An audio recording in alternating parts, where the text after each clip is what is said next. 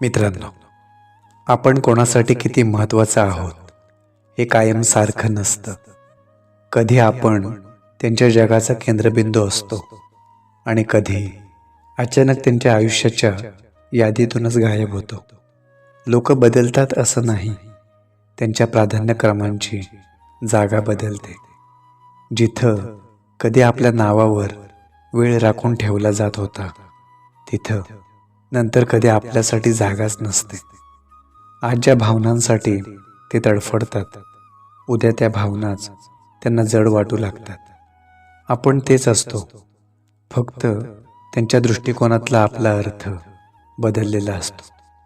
आपण कोणासाठी किती महत्त्वाचे आहोत हे त्याच्या वागण्यातून कळतं.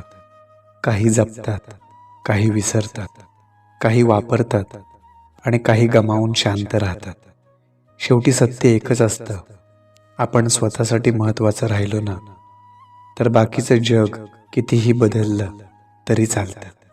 कारण आपण स्वतःचा आधार व्हायला शिकलेलो असतो.